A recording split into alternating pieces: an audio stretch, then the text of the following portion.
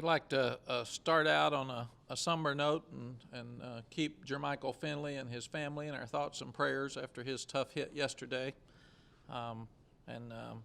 We'll continue to pray for him and would like to ask all football fans and just everybody to do the same, because it's a vicious game and a tough hit, and he will continue to stay in our thoughts and prayers. Off week was really, really good. The guys came back Tuesday with a lot of confidence. They were excited after the way they played last weekend in Dallas. Probably good we didn't play this weekend, because they got to see a lot of upsets. They got to see people that didn't play as well or as hard maybe as they'd hoped to. And they know that there's a lot of parity out there, not only in the Big 12 but in college football, and that you better be ready to play and you better play good, or you can get beat regardless of any of the circumstances going into the ball game. And we started the season over today. Yesterday when the team got back, we said that the first three out-of-conference games were a season in itself that we were disappointed in.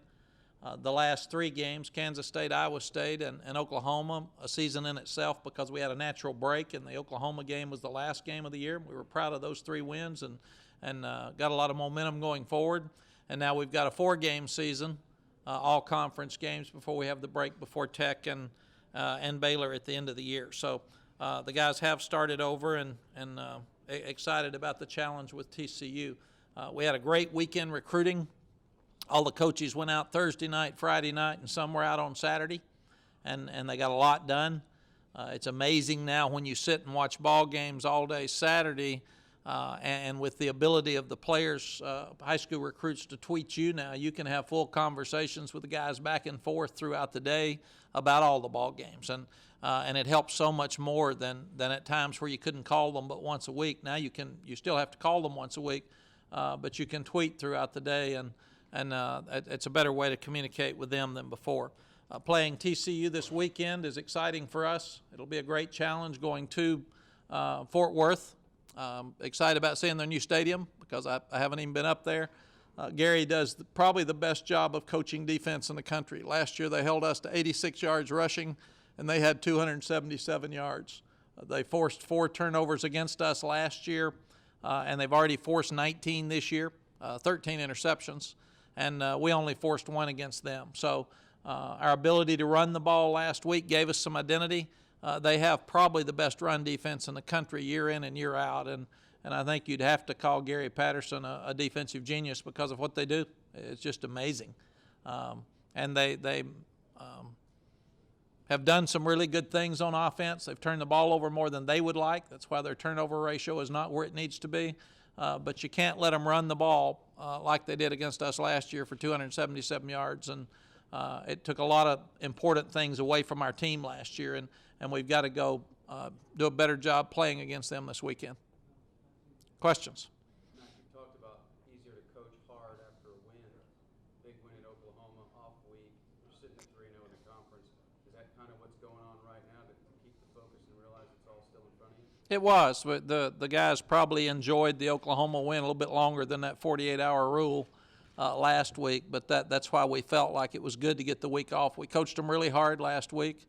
We had good practices. We didn't practice yesterday. We'll practice this afternoon, and we'll have a very physical practice today. So hopefully moving forward, we can go back to work and actually start over and understand that now in this league it's wide open, and we're sitting with the others at the top, but you can get beat at any time by anybody in the league. So you got to play well each week. Why have you been so successful the week after Oklahoma, with all the emotion that goes into it and going forward after that? We've actually had more trouble the week before than we have the week after, and it's probably because you're working on them a lot, and that's pretty obvious. But we've tried to start it over because it is like a bowl game at midseason, and we've tried to say after OU you got to restart. That's an emotional game. It's really a difficult game, but it's done. So start over and get it done, and I think that's been the biggest key to it. You look so impressive at the Cotton Bowl. As a coaching staff, when you look at that game, do you think, okay, this won't be an aberration? Why do you think that's going to be a sign of things to come? You saw it at Kansas State as well. That's who we were that night, and we did well.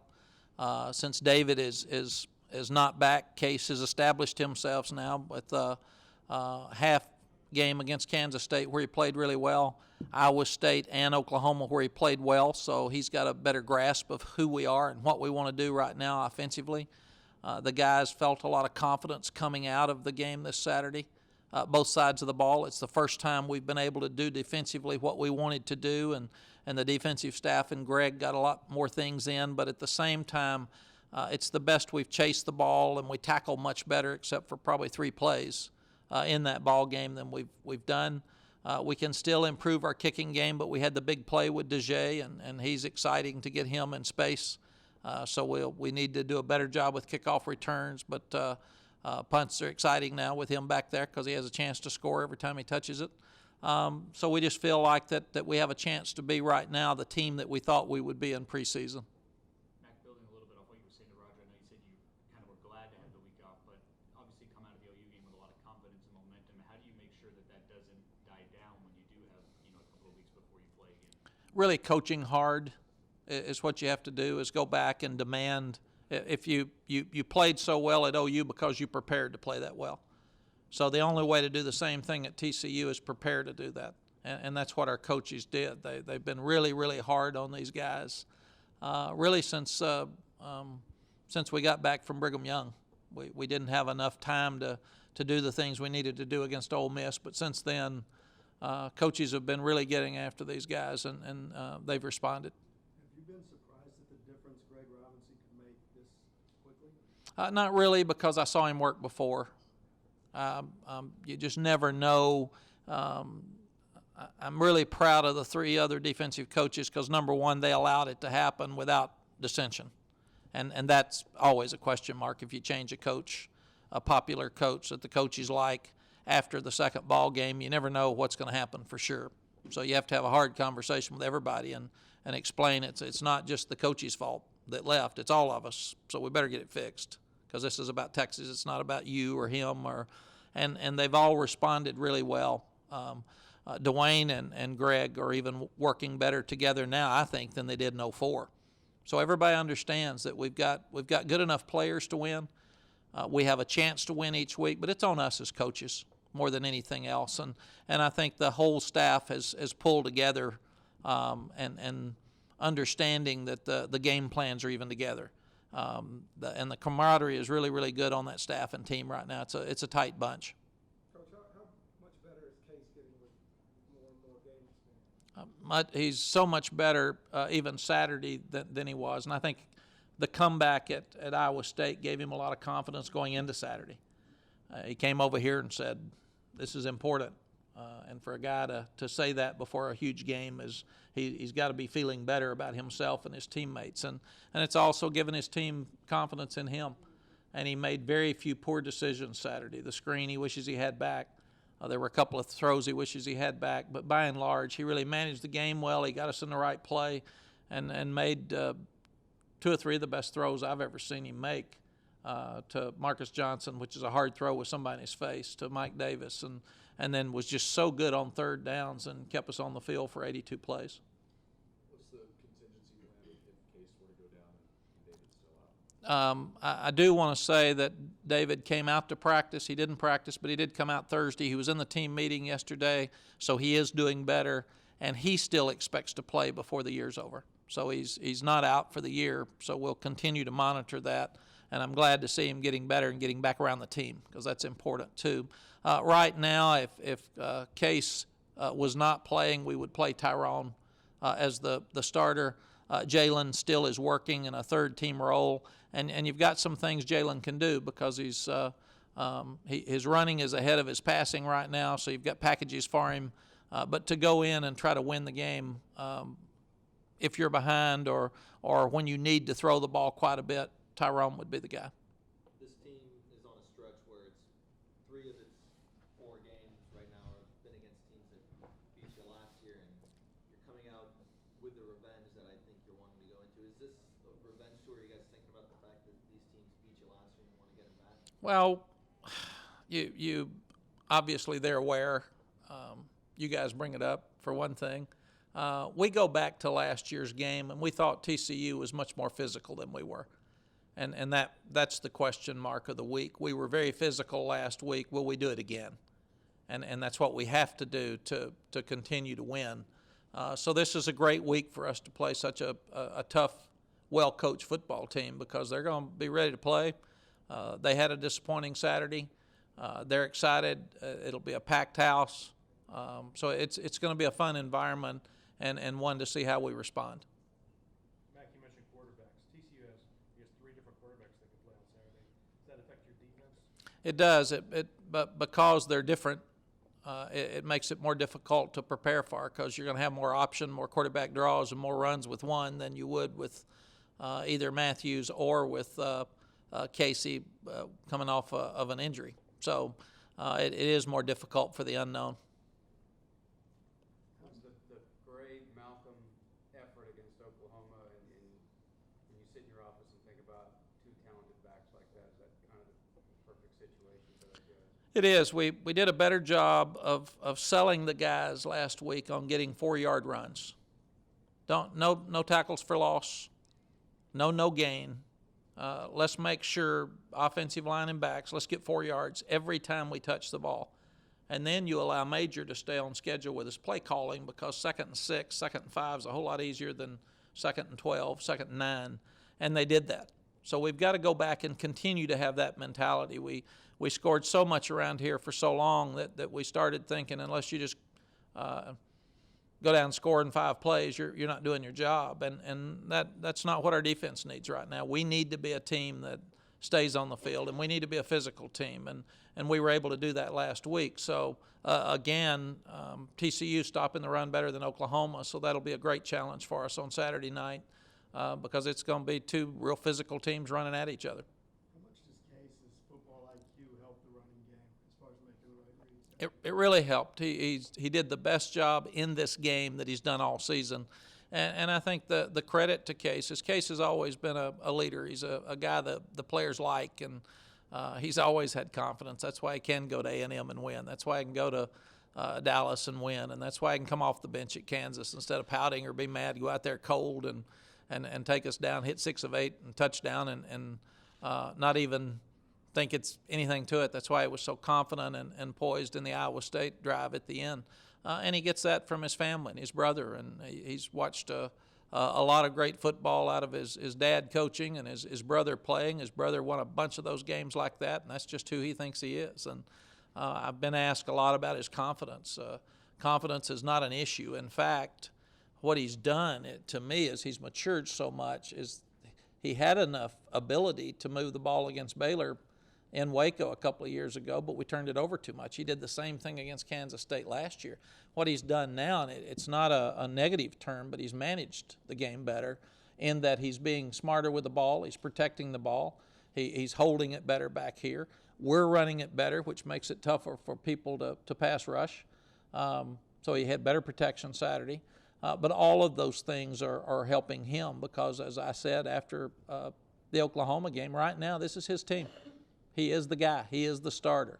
And I think all of that is helping him with more confidence. There was a play early in the Oklahoma game on the first drive. It was an either-or, and he threw it outside on 3rd and 2 when we'd been running the ball well. So he's got to learn that. Just make sure that you trust your offensive line, trust your backs. And we need to get 2 yards if that's who we're going to be, and especially at that moment, because we were probably going 4 downs. But that was the only one.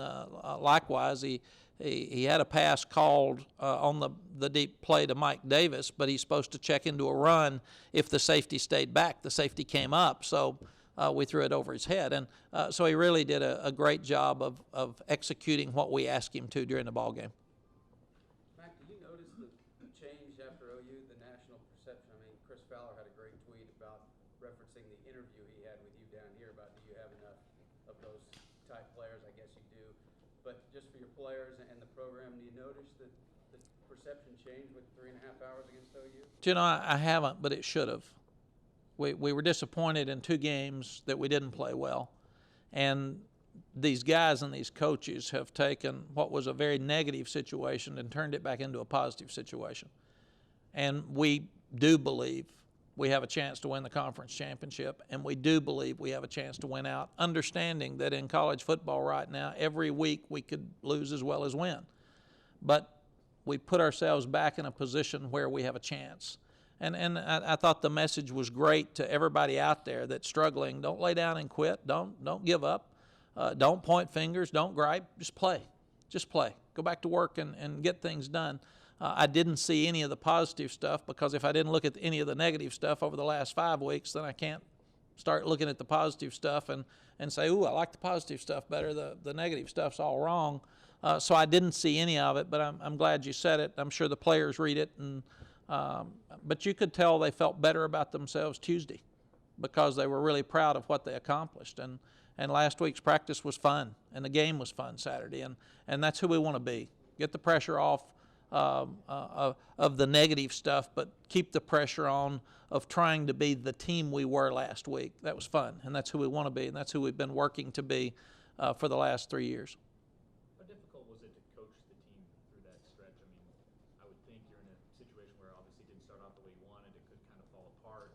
You know, how hard is that for you to manage the team through that and seemingly get them to where they are now? Number one, I've done it before, many times.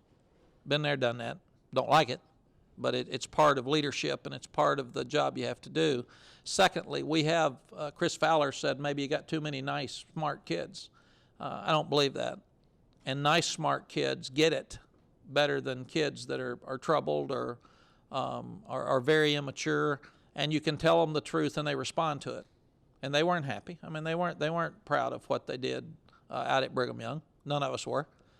We weren't proud of things that happened in the second half at Ole Miss. So they're smart kids. And I told them, only way you shut up the negatives is win. And if you play like we did at Brigham Young, you're going to have negatives, and they're fair. So don't be blaming those people. You're the one that did it. Coaches are the ones that did it. It's in this room. So let's get it fixed in this room. And you really pretty much draw that circle tighter. You do quit reading and listening to anything outside, because the only thing that matters is winning. And we kept saying that, and people don't believe it, but it is true. And when you win, people respond better than when you lose. I've tried it both ways. It's not even close. And I told the players, it's not worth playing or coaching if you're going to stink and lose. Everything is bad when you lose. It's all about winning. Okay? Graduation rates are important. Staying out of trouble is important.